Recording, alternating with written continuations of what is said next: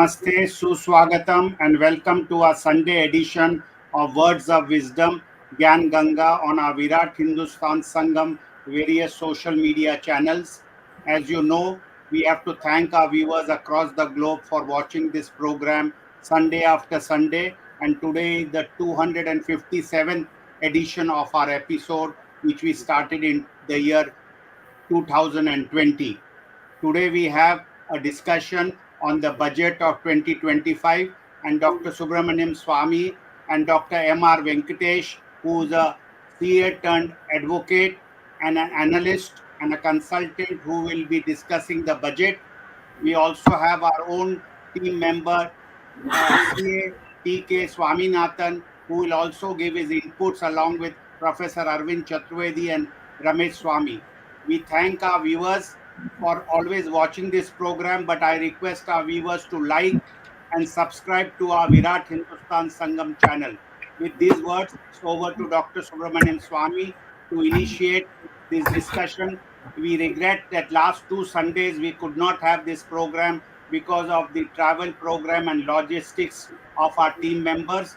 So we are back again today for your same program, which we have Sunday after Sunday. Over to Dr. Swamy. Dr. Swamy, before you begin, we have a small video that we normally play about the forgotten freedom fighters. Before Dr. Swamy does his introductory remarks on the topic of today, as you know, part of our Virat Hindustan Sangam project is to project the real and correct history. So today we have a very interesting queen, Rani Avanti Bai Lodi of Madhya Bharat, and this is what we play for your information. Rani Avanti Bai Lodi was a fearless queen who stood against British rule and sacrificed her life for her people's freedom. She remains an enduring symbol of bravery and resistance in India's history. Born on August 16, 1831, in Mankedi village, Seoni district, Madhya Pradesh, she was married to King Vikramajit Singh of Ramgarh. After his tragic death in 1855, the British attempted to annex Ramgarh by declaring the king insane and her sons as minors. Rani Avanti Bai refused to submit and expelled the British administrators, taking charge of the kingdom. Determined to resist colonial rule, she ordered farmers not to follow British commands. She called upon other rulers to fight, famously saying, "Fight the British or wear bangles and stay at home." With an army of 4,000 warriors, she launched a fierce rebellion. Despite her valiant fight, the British overpowered her forces. To avoid capture, she chose martyrdom on March 20, 1858, becoming one of the first warrior women to die for India's freedom. To honor her legacy, the Virangana Rani Avanti Bai Lodi Memorial Award was established to recognize exceptional bravery among women. This award stands as a tribute to her courage and sacrifice. Rani Avanti Bai remains an icon of strength and patriotism. Her story continues to inspire generations to stand against oppression and fight for justice. We pay tribute to this brave queen from Madhya Bharat.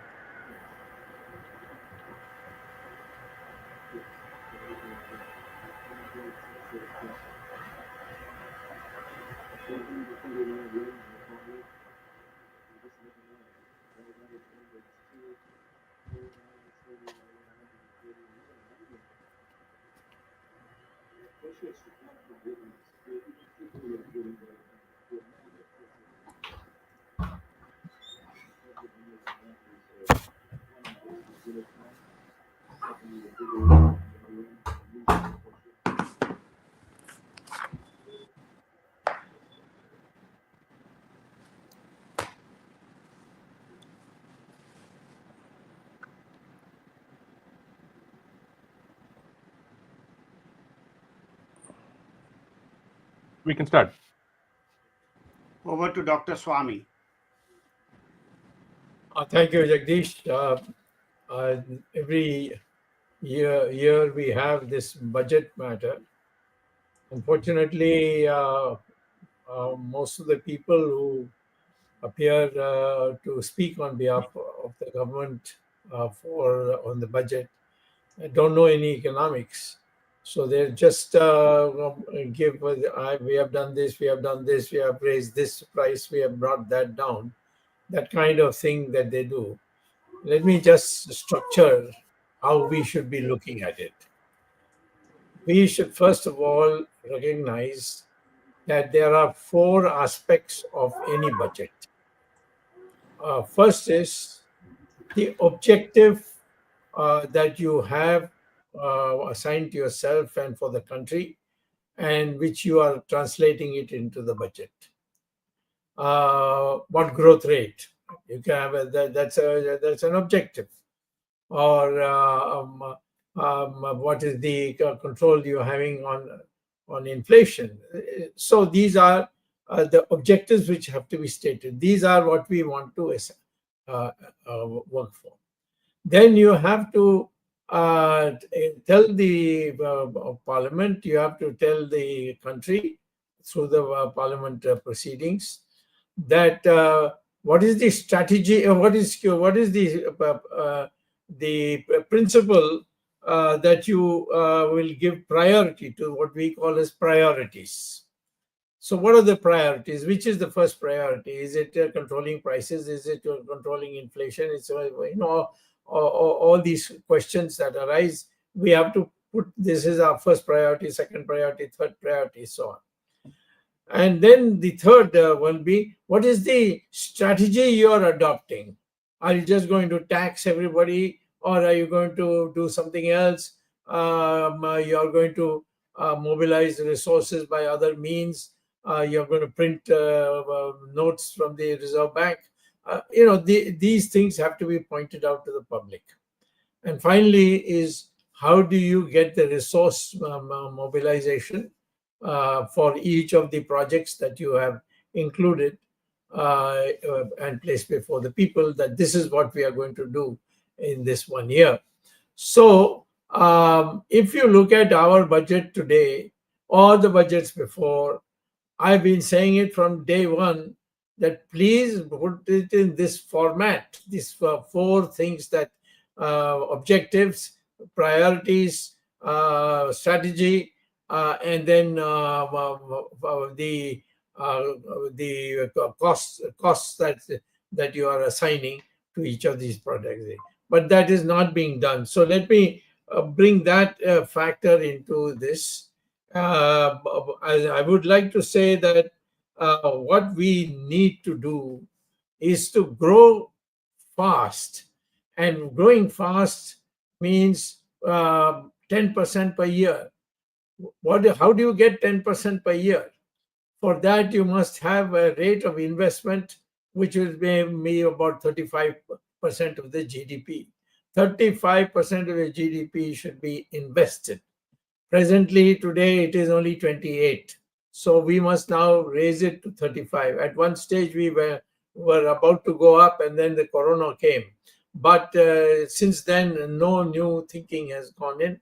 So as far as the investment that is necessary to have a fast rate of growth, we must have a fast rate of growth. How fast a rate of growth can? According to me, if you properly make a budget, then you can grow at 10% per year. And if you go for 10% per year for 5 years, then all the problems will be solved. We'll overtake China. We will have full employment. We'll be a country which can do wonders. I used to say this in the early days when I first came into Parliament in the early 70s. And people used to laugh at it. This is all, dreams and so on and so forth. Then Narasimha Rao came, and he came very close because I was made a minister by Narasimha Rao in his government by establishing a committee of which I was made a chairman. And in that, he accepted my view. But unfortunately, the structuring of the budgets was not the way I wanted. As I told you, the structuring of the budget is stating of objectives, the priorities, the resource, the strategy, and the resource mobilization. So none of these budgets, even today, have anything of this kind. So what I would say today is that we we have to identify this. And we have got with us a well-known expert here. He's not only a person who knows economics, but he's also a lawyer. And he will put across the present budget as he sees it, whether it is a growth budget, whether it is going to bring about lessening of inequalities, whether it's going to remove unemployment, all these questions which he will deal with. And I will also, of course, later on after he's finished, when I get a chance, I will also add more to it. But at this stage, I will say to you that what we are now being given is all bogus. Modi's government has been repeatedly saying from Arun Jaitley's time that we are growing at 6% and 7%. That's not correct, because if there is a decline and then the growth rate of the next year rises, then that's an artificial thing. For example, after the corona thing, the GDP fell by 17%. And then it was after the corona had gone away, the next year the growth rate was put at 6-7%. Well, it was not 7%; it's probably 4%. But the fact is that the other 3% is recovery. So recovery you cannot call as growth. So these are little aspects which are very important.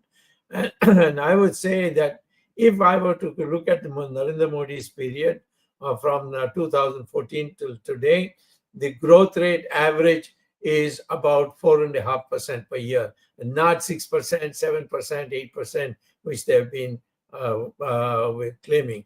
The only government I know which achieved 7% on the average was Narasimha Rao's government.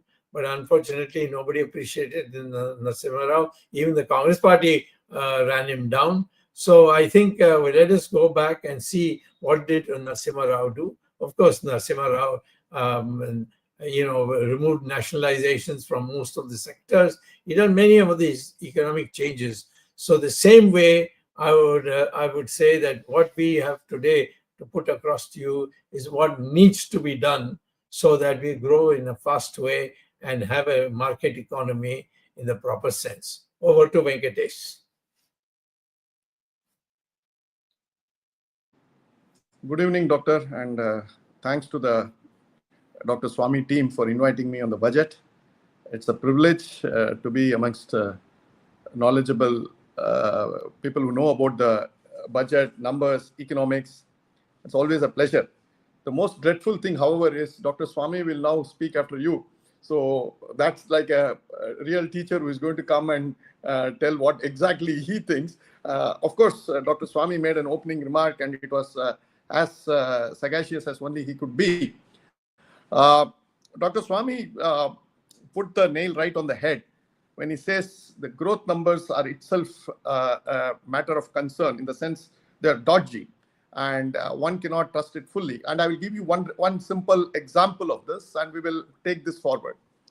The key thing in the budget was the rebate, not actually an exemption, but a rebate to the taxpayers through 87 capital A, and tell people that up to 12 lakhs, you still have to file returns, but you don't have to pay tax. So MRV, sorry to bother you. We're not able to see your video. You're not able to see my video. Okay. Yeah, it's blank. Okay. Camera gone. Yeah, then now it's okay. Now it's okay. Yeah. Okay. I had probably switched on. Okay, no problem.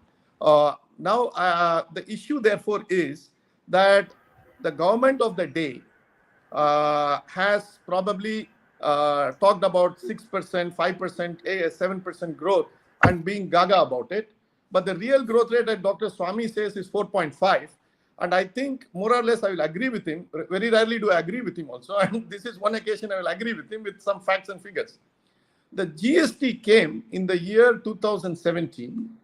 And the first month of GST, we collected 90,000 crores in July 2017. We are now in July 25. We are a few months away, but we are just as close to it. And 8 years has elapsed. We are still not able to double GST collection on a consistent basis to 180,000 crores. Now that means the CAGR of GST collection over a period of 8 years is not more than 9%. Now, simple arithmetics tell you that 9% is of two important ingredients. One is, of course, the inflation factor. One is the growth factor. Now, even if you take the numbers given by the government that the last 9 years or 8 years has produced 5% inflation and subtract it from the 9% doubling, which probably will happen a couple of months away, you still get a 4% growth rate. If GST, as per my calculations, if the government numbers are correct, 7% growth plus 5%, 6% of inflation, we should have seen 13% CAGR over 8 years. We should have now touched something like 250,000 crores per month. It's not happening. So first and foremost, we are struggling at 4%. And the government of the day tells every single revenue collection department, whether it's IT, GST, customs, that go ahead and try to milk as much as possible. But the problem is you are milking an ox, you are not milking a cow.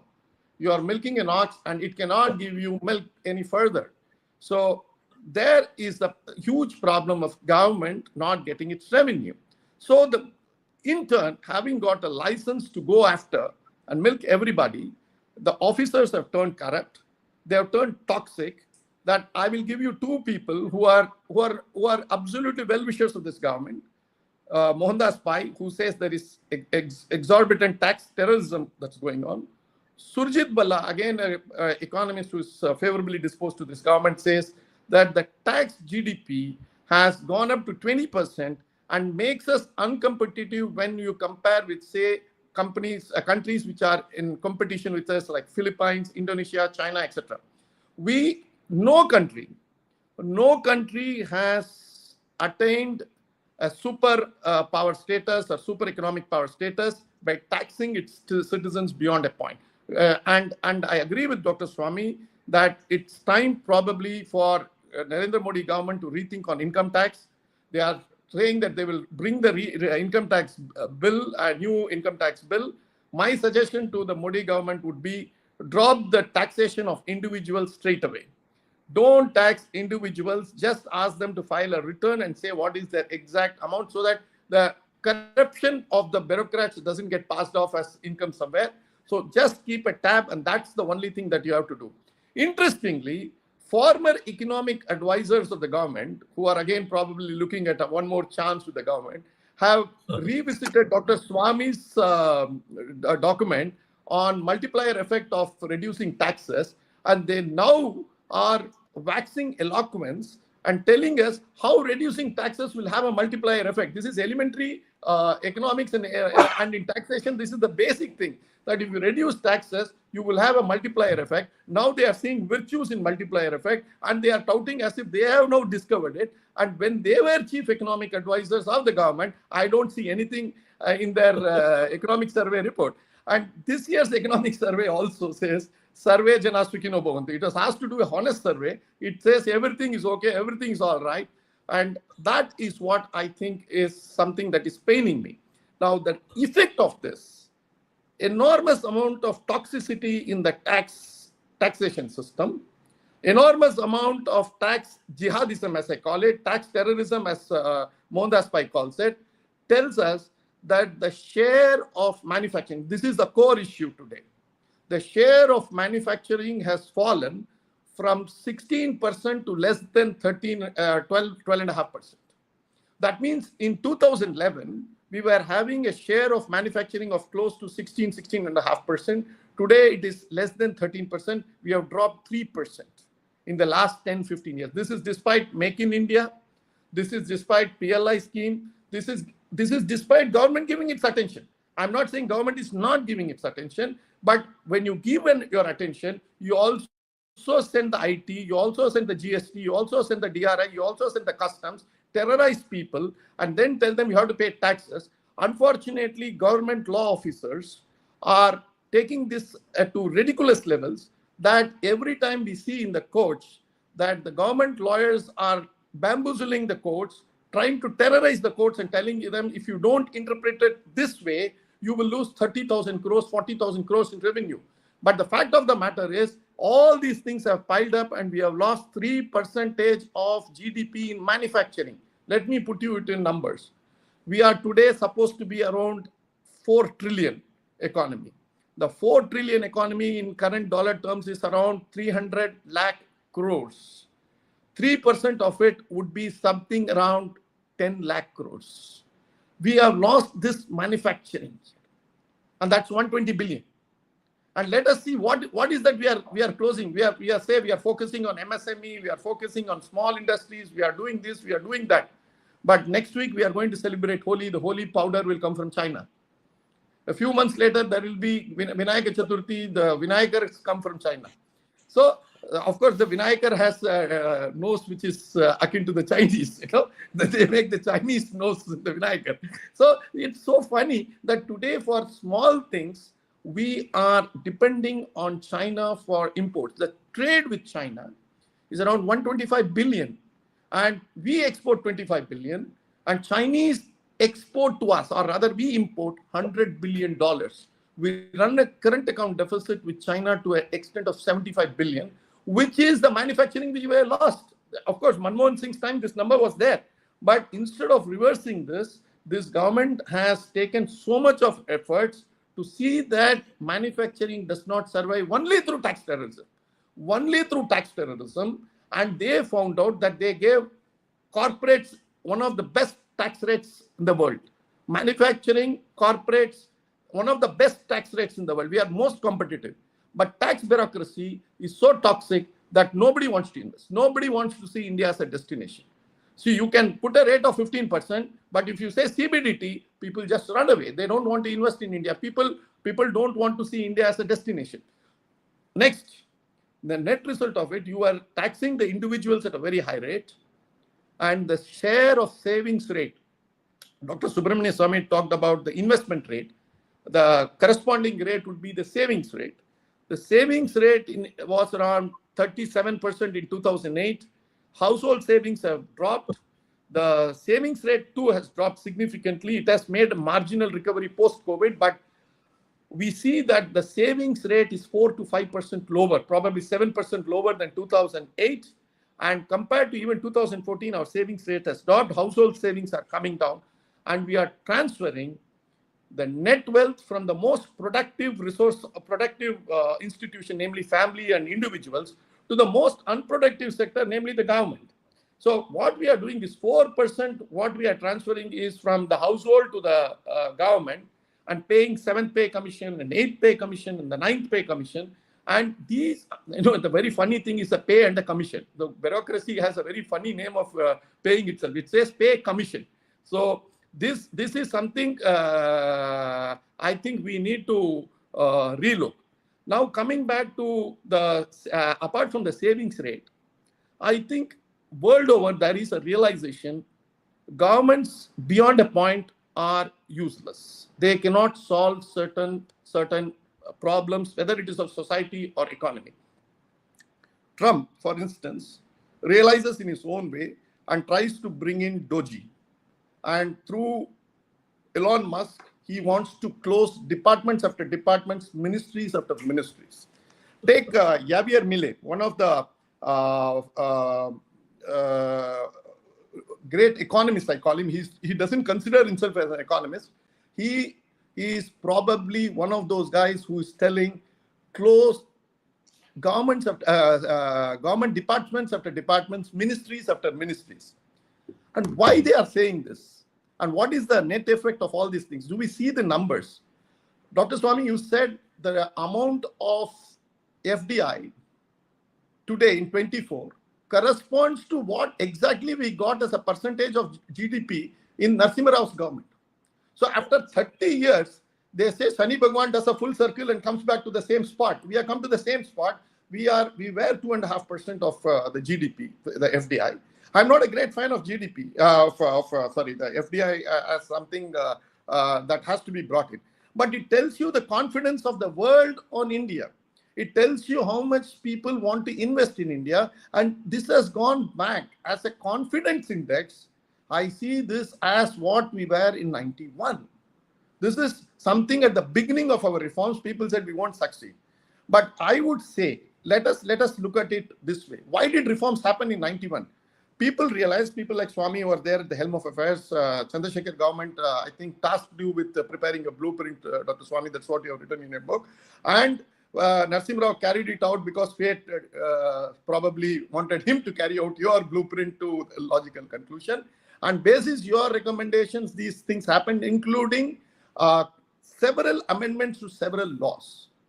But today you see the index of government interference must be far higher than what it is in 91. We have got various laws, various rules, various schemes. I will just run through one thing that I captured. In the sense, it's very interesting that we were talking about a newly formed ministry under this government called Ayush. I went to its website. It says it has got 3 commissions or committees. So Ayush itself is a newly formed ministry. So it has got three commissions or committees, 7 autonomous bodies, 1 PSU, 13 academic institutions. Now, all these are basically costs, and we don't see what is actually bringing us a transformative change to what we wanted. Transformative change can happen only with where Dr. Swamy says 10%. 4% growth as what we are, I calculated it and demonstrated to you. Dr. Swamy has also said that.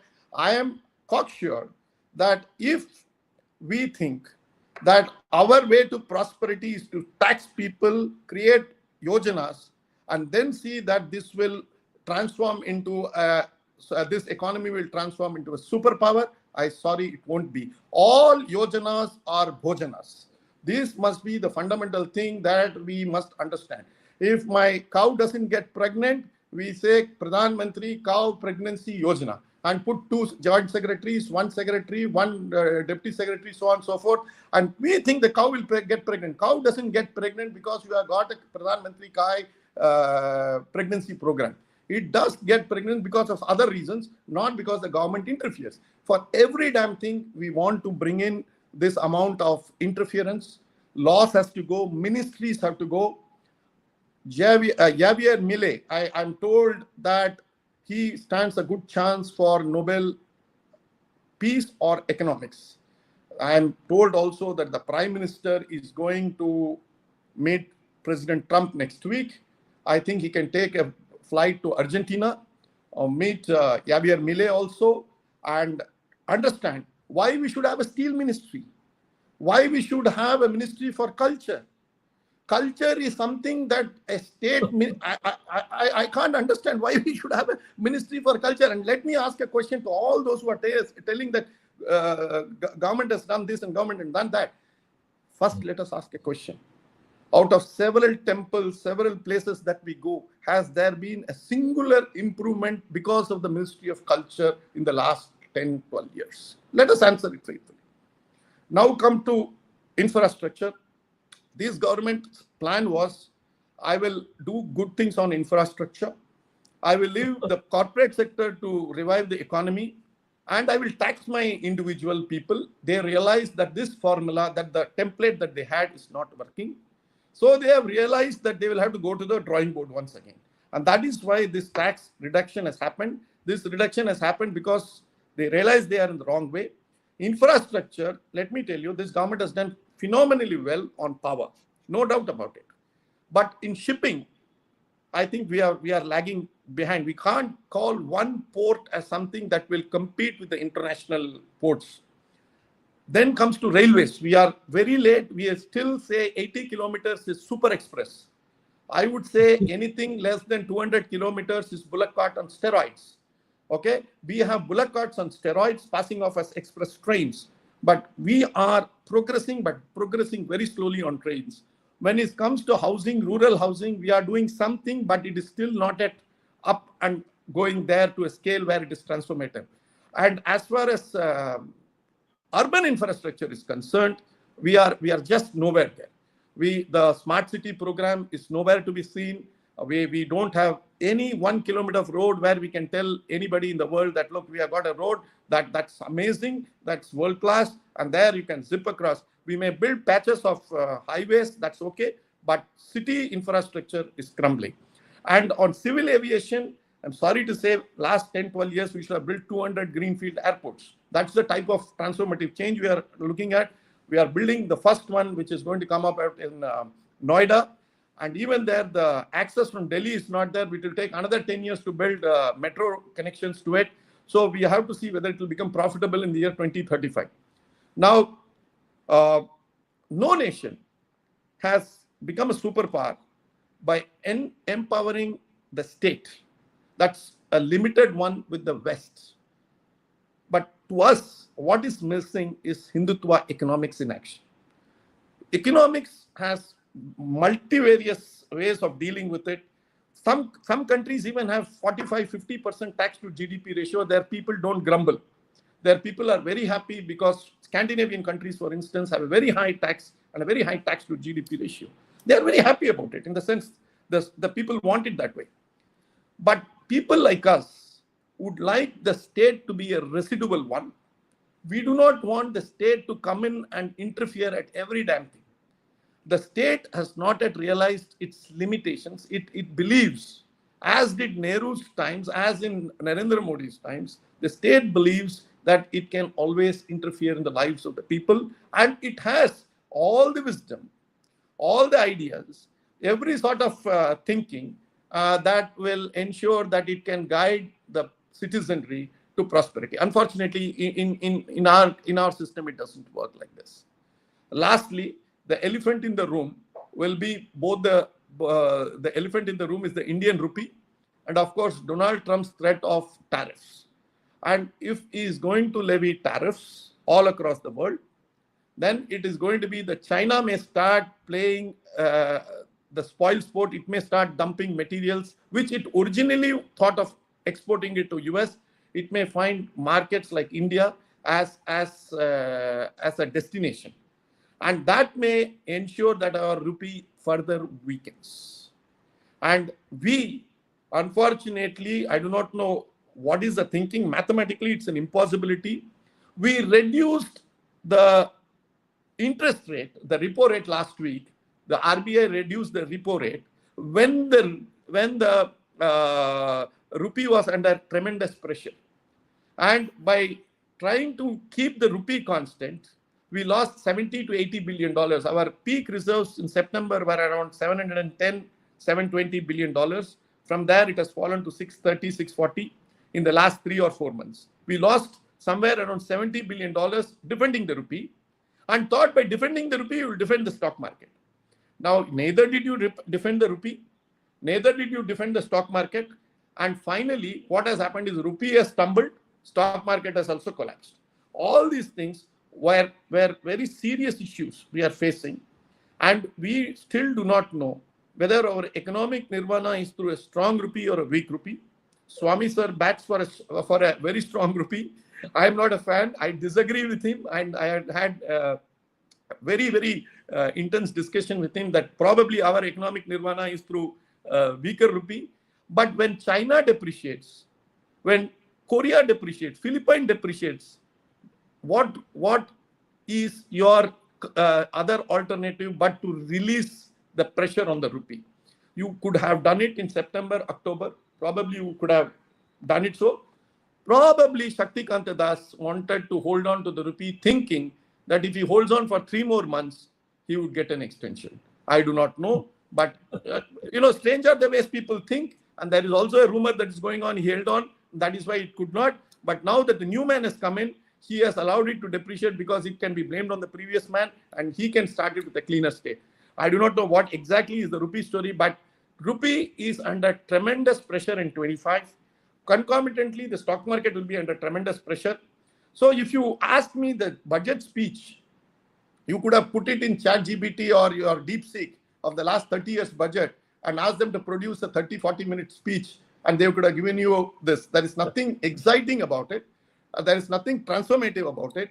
And finally, it is again a sort of a hold on exercise.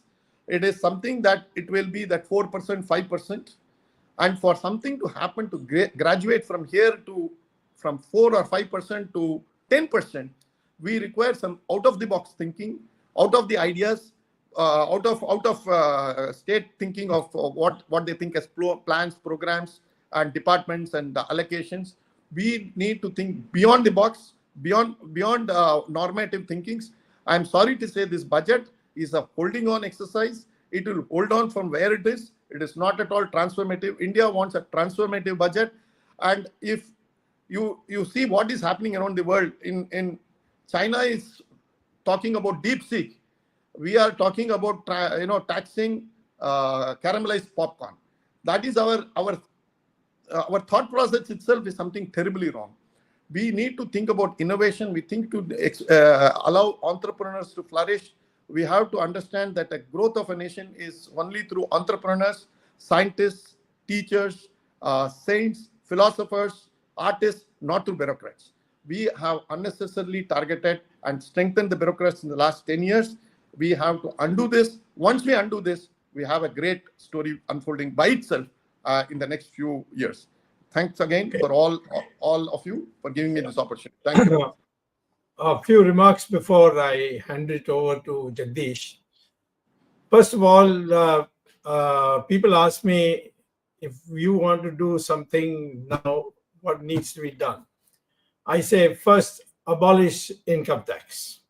Full. No 10%, 5% like now.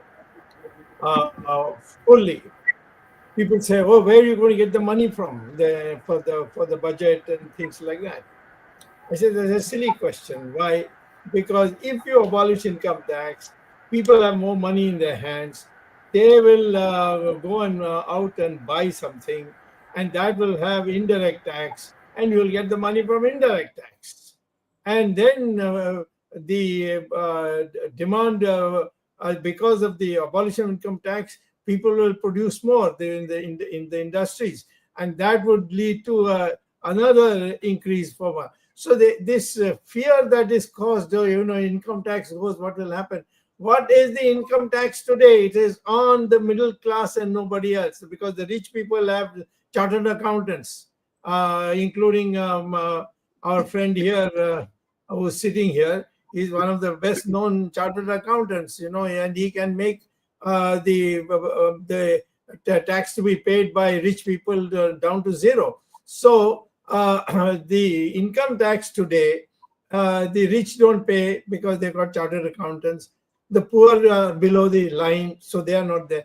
It's the poor middle class who earn a salary. On that, they try to give good education to their children.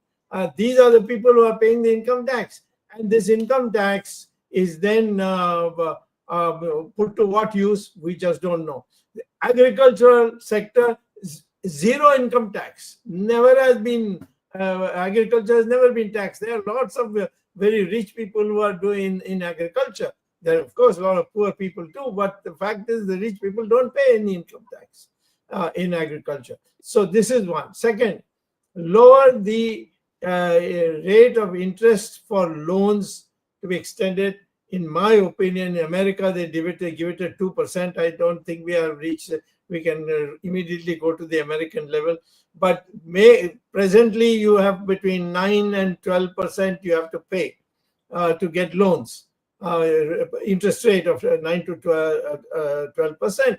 I would say make sure that people can get the loan for just 5%.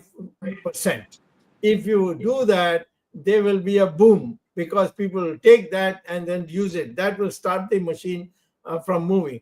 The economy, you please understand, is an interlocking thing. It is not one shopkeeper arguing with one buyer. You see, it's an interacting thing.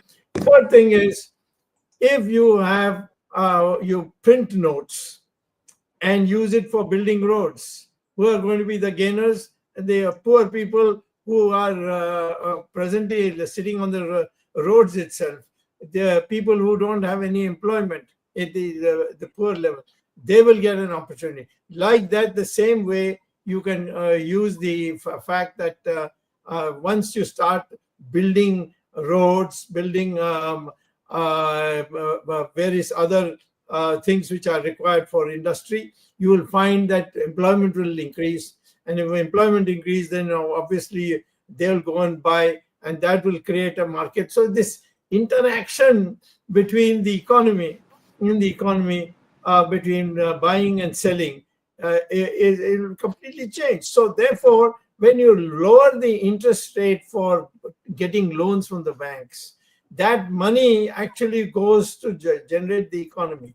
I don't understand why we should have to pay 9% and 12% interest for getting a loan. And similarly, for if any person puts in for a long period deposit in a bank as a saving, that should have not less than 9%. That should get 9%. And then you'll see people come and put their money in the banks for savings, because they want to say you give them a 5-year period and give it at 9%. So these are the things that need to be done. It was done in America after they gave up the stupid classical economics theories, and due to the big collapse in the American economy, this kind of thing was started by Roosevelt, and the whole American economy boomed. I can say today, Narasimha Rao was hamstrung by the Congress party, otherwise he would have done all these things. But what he did in 5 years is something nobody else has done so far. That is, relax these things, lower the income tax, make sure that the money of the income tax goes into the people, enable the people to go and buy. So the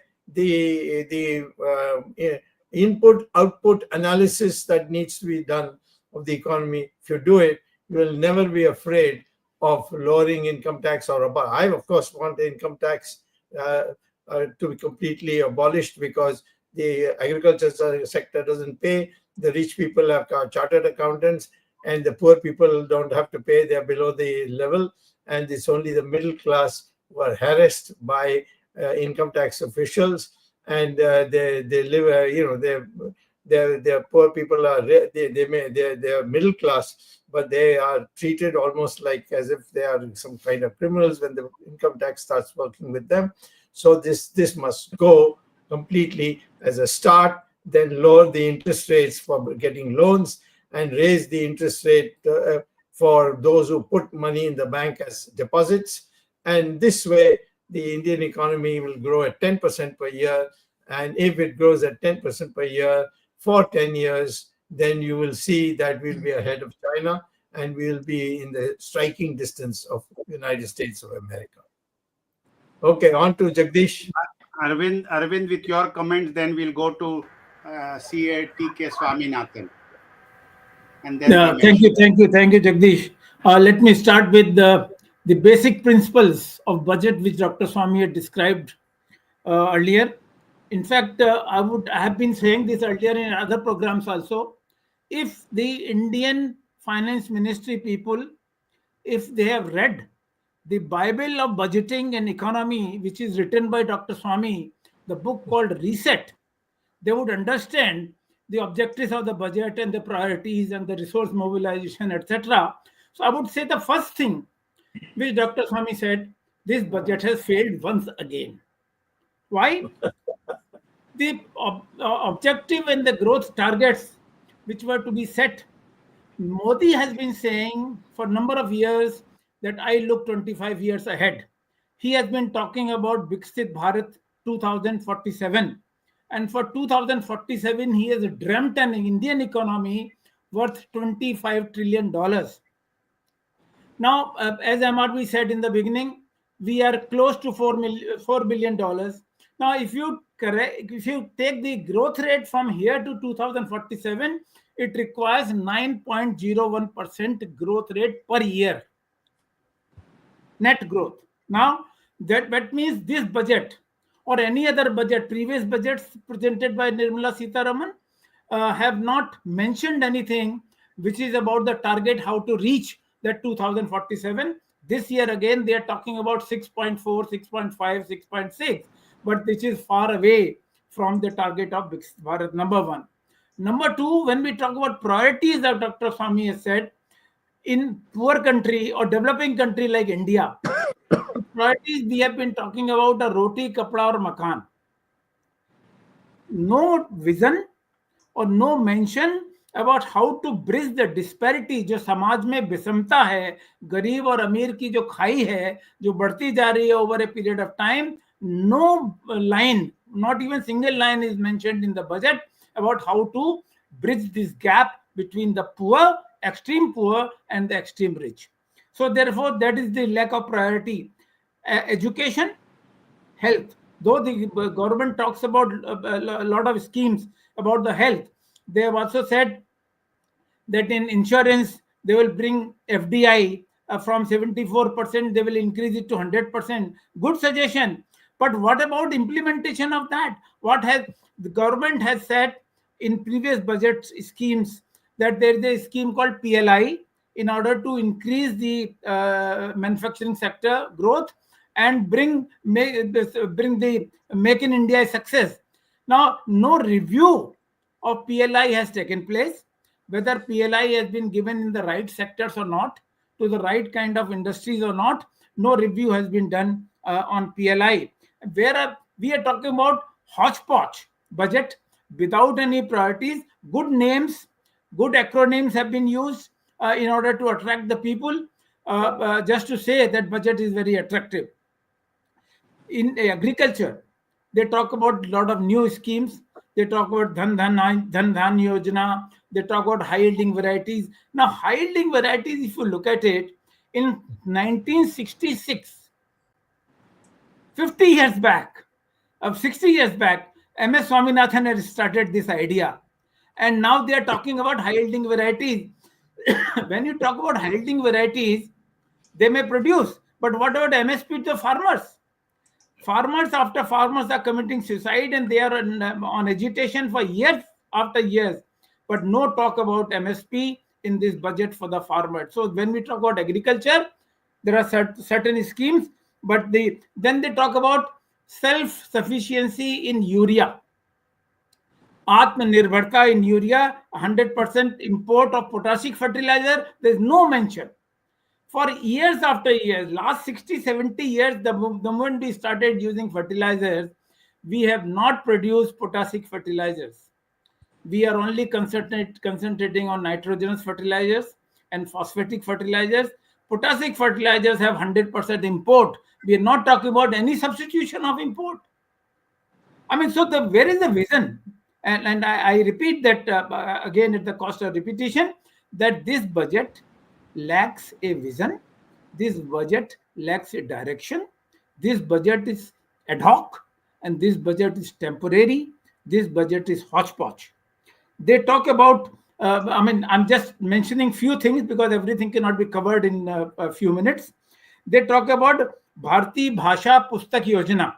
They say digital books will be available for school children in Indian languages. But have they reviewed what has been said earlier in the National Education Policy 2020 about the Indian languages? There are no takers. Engineering colleges have been offering engineering education in Indian languages, Telugu, Marathi, Hindi, Gujarati, but where are the students?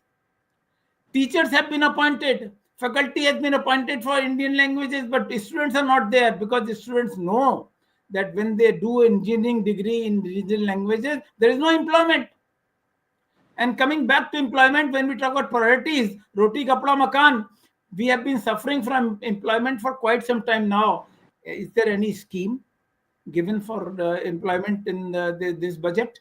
Has any funds been allocated for employment in this budget? Though there are certain good things I have already said about FDI and insurance, R&D, research and development, in innovation, very good. 20,000 crores has been allocated. And they talk about export promotion scheme, but they've not given any detail. They've not given any allocation. So I'm saying this is more slogan mongering. It is more creating slogan for the public to attract goody things, but actually on ground, I think this budget lacks vision and this budget lacks direction. Yes, Ramesh, before we go to T.K. Swaminathan. Okay. So you want me to start or you want... Yeah, you can start. Okay. I have 3 slides, and it's basically for a bunch of questions I want to ask. So, Dr. Swamy, this is, I'm picking up from what MRV said about the size of the bureaucracy in India. Okay. If you notice, Dr. Swamy, based on some rough figures, we have about 275,000 employees in these about 56 ministries. Okay. So, if you look at, I've highlighted 3. If you notice, the Ministry of Finance has 150,000 employees. Ministry of Education, 1,000 employees. Ministry of Textile, 4,200. I think there's a serious lack. I don't know where Ministry of Communications has 4,20,000 employees.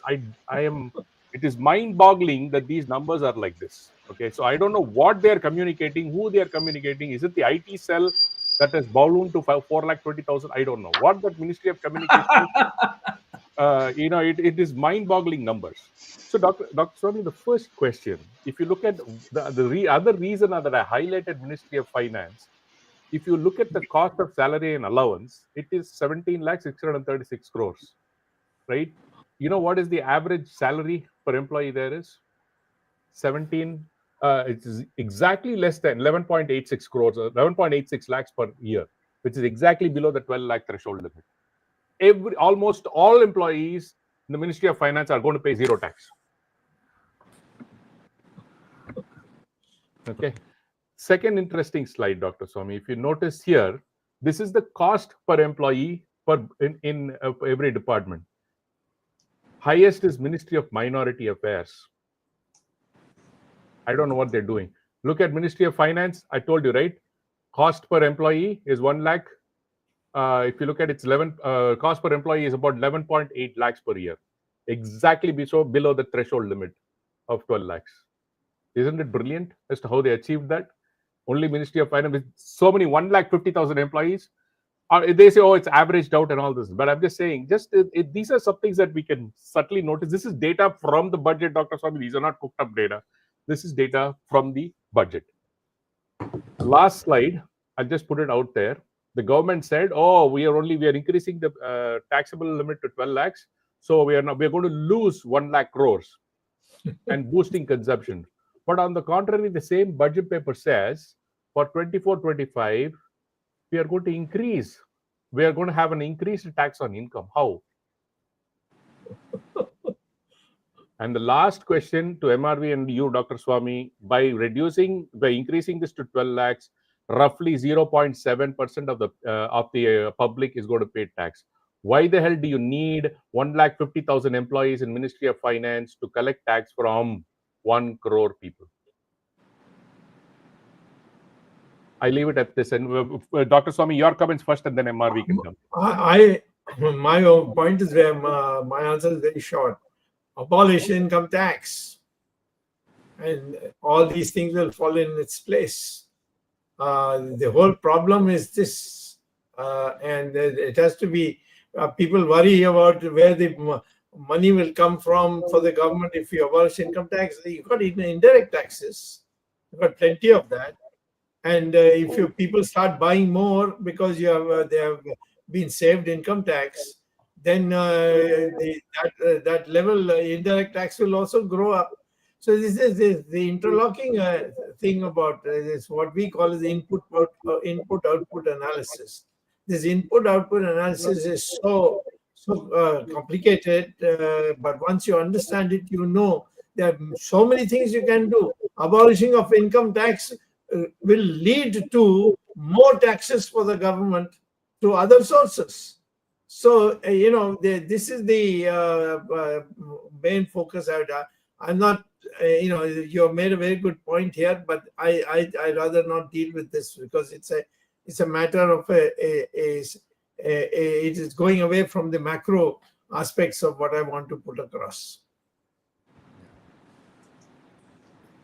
I think we can ask Swaminathan, TK One second, Swaminathan. Jagdish. Yeah, 1 second. So MRB, if we need a Doge in India, Ministry of Home has, just look at the Ministry of Home Affairs, has 11,32,000 employees.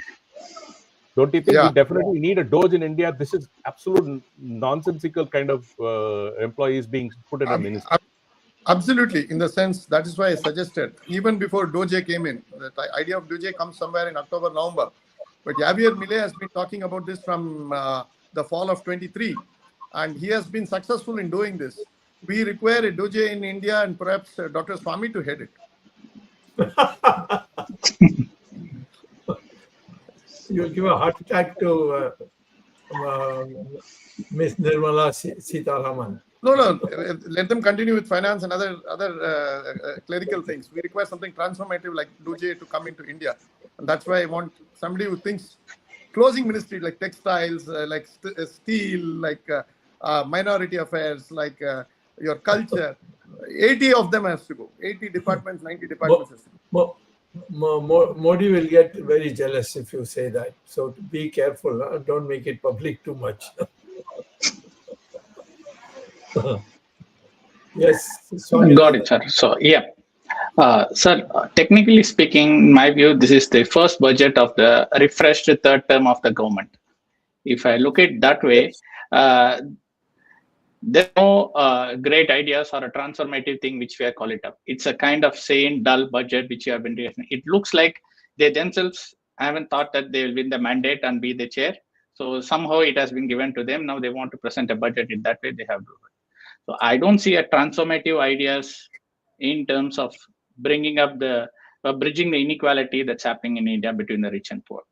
If you look at the data, the difference between rich and poor is very wide now and it is very steep.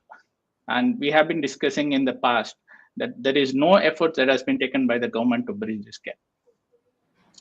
Two things just would like to allude to what MRV sir was saying. A corporate is taxed on the profit, whereas an individual is taxed on his income itself.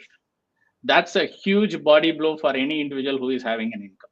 There is a vast difference between you categorize my entire income as a profit and you lock, stock and barrel apply 35% on it. Apart from it, I have to bear, like GST volcano as well. Therefore, we need to be mindful when we offer a tax soaps. We can't be compared with artificial judicial entities like corporates. So government should be more considerate in terms of giving more tax concessions, or as Dr. Swamy says, abolish income tax once for all, because it's not serving anybody's purpose. It's just pure harassment for us. Third thing, which as a professional which you are looking for, is there are various alternate forms of currency that has come into play. Say, for example, crypto or anything. But unfortunately, our government is clueless in terms of understanding how the currency operates. But the world is going that way. If you look at Trump, is moving his direction or steering in the direction of crypto. But here we have just an income tax act to state that doing a crypto is somewhat illegal, but nevertheless, you should offer to tax. So we are absolutely clueless about growing different forms of currency, which we should be on top of things, guiding things. That's the key area which we have missed so far. Is my short summation on this. Dr. Swamy and MRV, I have one or two questions on behalf of the viewers. One question to Dr. Swamy is what it is from one Dhirendra Shah from Karnavati, Gujarat.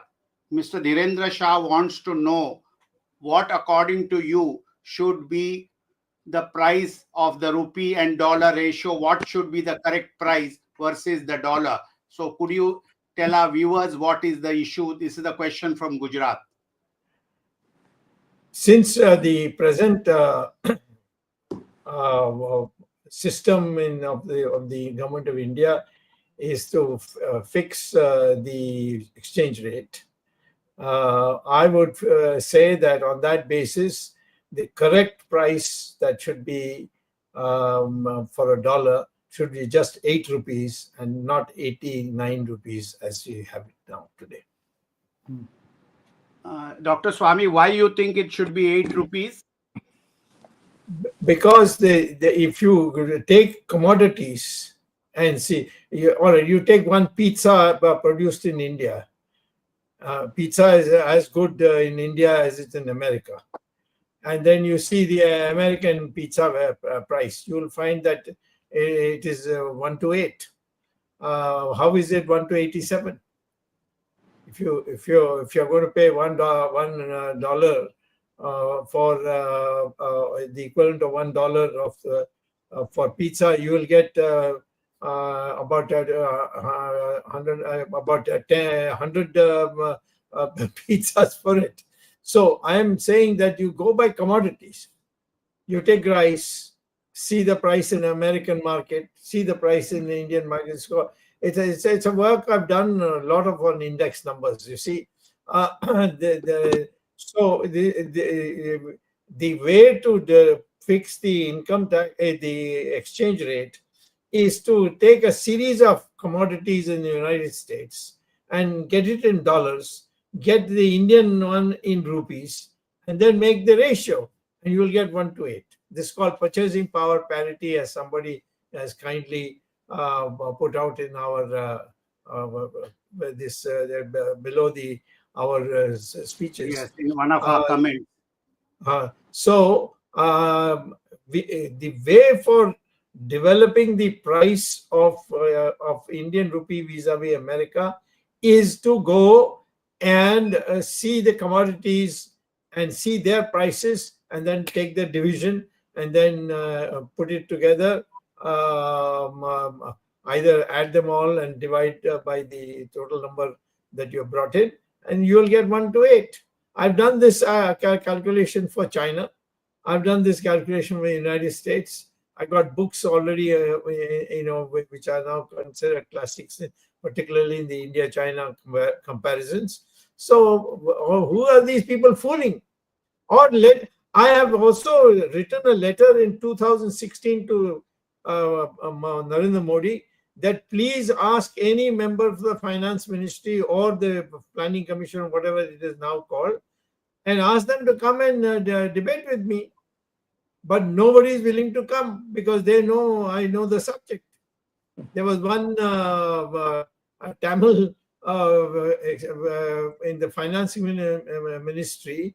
When I wrote a letter to Mr. Modi that asked him to come and argue with me, he immediately applied for a job in World Bank, and he has gone there because he says, I don't want to get into this mess. Nobody in the government today has got the guts to say that the minister is wrong or the prime minister is wrong, that this is how it should be. I'm not saying they should say it publicly. Let them send a letter, or the prime minister can write me a letter. I will write I'll send it to them. You see, so I think the real question is that our people are not fit for being economy. For dealing with the economic system. They only go by caste system and this system and that system, money system. Money is really for the elections. That is the way they're running it, and it's same true for the Congress party. The Congress party is also a bunch of jokers who don't know any economics, and they made a royal mess. The only person in the Congress party who has showed his backbone was Narasimha Rao, and you know what the Congress party ultimately did to him. Manmohan Singh could not have done what he did for Mr. Narasimha Rao, and if Narasimha Rao's backing was not there. And since I had a minister rank position with Narasimha Rao, I've seen the Manmohan Singh come almost in tears because he was being abused by a lot of the congressmen, but who didn't dare to speak to Narasimha Rao. So this is the atmosphere today, you see. So unless the public rises in revolt, I don't think there's any hope that we can reform our economy to that point. Dr. Swamy, there's a follow-up question by a viewer, Arvind Patel from Surat. He wants to know that how does China fix its pricing versus the dollar? What is the mechanism used by China? They want to know. They just make an announcement, that's all. Means one-sided announcement by China? By China, one-sided announcement by China, that's right. and that is accepted in the international trade. No, that is exactly, because ultimately, if you say 8 rupees to a dollar, then you'll have to give a dollar once you you should be able to export enough to be able to give in dollars to the Americans if you buy from the Americans. So that's where the catch comes.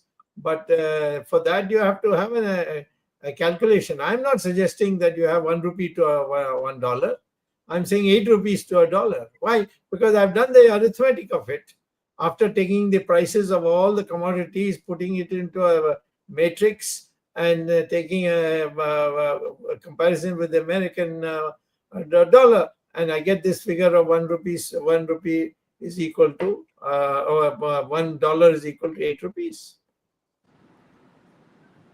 Okay, thank you, Dr. Swamy, for that very interesting clarification. Another viewer from Mumbai has a question for M.R. Venkatesh.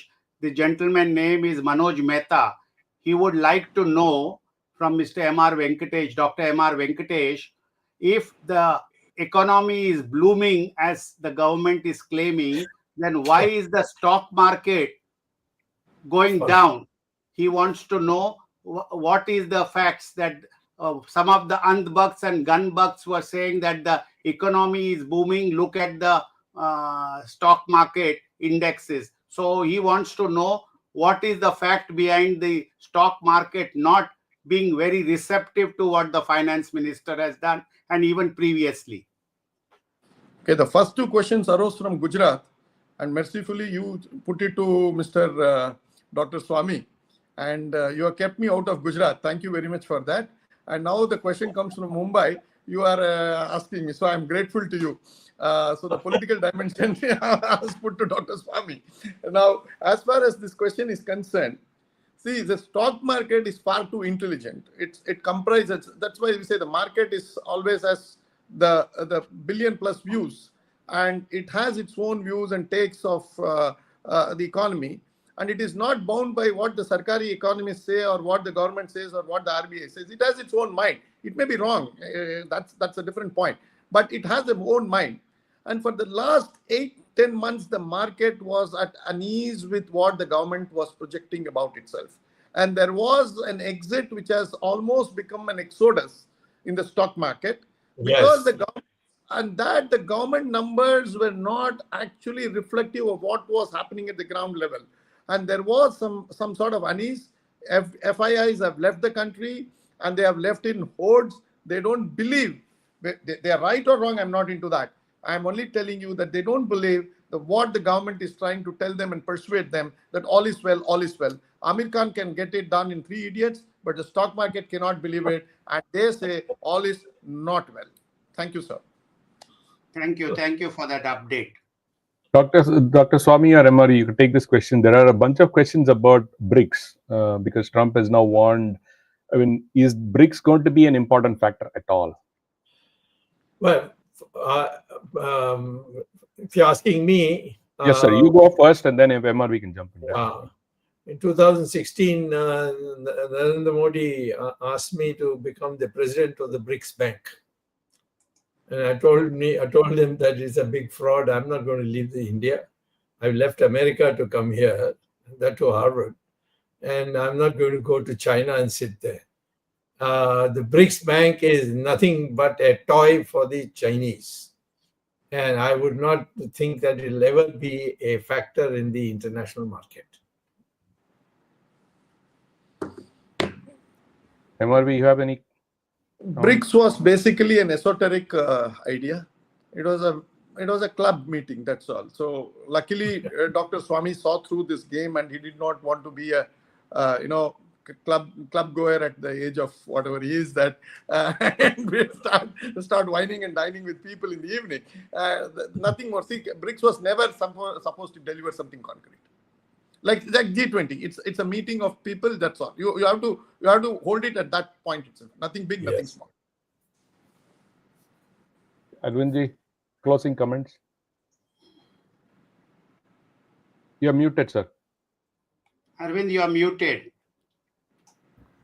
I think today's discussion covers almost every aspect of the budget 2025. But as you see, this is the topic which spans from not only geographic parts of India, but even the different cultures and different levels of economy. And MRV represented today not only chartered accountants, but he represented a corporate view also. He is also a lawyer, so he actually had covered all the aspects in a beautiful manner. And I think our viewers must be today satisfied that yes, today's budget discussion has been very fruitful. Dr. Swamy, as usual, initiated the discussion covering all the aspects in the beginning itself, and he decided the what should be the narrative of today's discussion. And he covered basics of the budget making. And as I said, he has been emphasizing this time and again that any budget exercise should have 4 priorities. And these 4 priorities he again reiterated today. And I think our budget makers and planners should pay attention to these 4 priorities and follow that so that the budget will be more meaningful and successful. Thank you, MRV, for joining us after a long time in 257th episode. Dr. Swamy, thank you for providing the new visit. Swaminathan, Jagdish Shetty, Ramesh Swamy, our technical team, which has facilitated the success of this program for more than 4 years now. In fact, we are entering almost the 5th year now, led by Ashish Shetty, Swaminathan, Tejas Navalgul, Gadgi Rakesh, Ishwar Iyer, Ajesh Nair, and Gurdat Shetty. Thank you, this team. Wonderful work and wonderful expressions today by Dr. Swamy and MRV. Thank you very much.